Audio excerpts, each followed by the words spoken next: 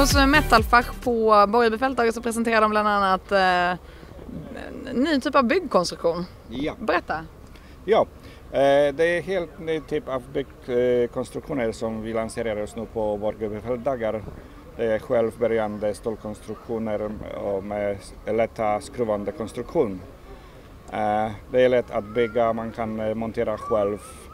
Det är samma som typ Lego-systemen.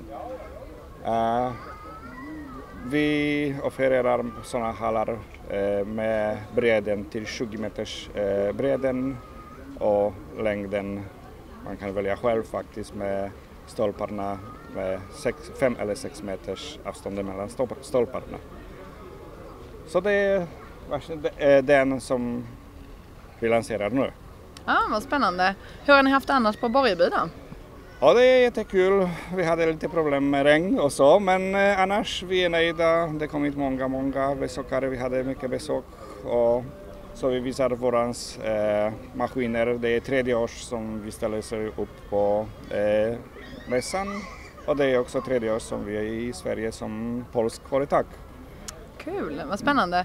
Och hur har intresset varit för just den här nyheten? Ja, det är ganska många faktiskt som är frågade. Vi fick igång mycket förfrågor så nu vi måste satsa hårt att ska komma till kunderna med svar och allt faktiskt på det. Vad härligt, då önskar jag lycka till. Tack. Tack.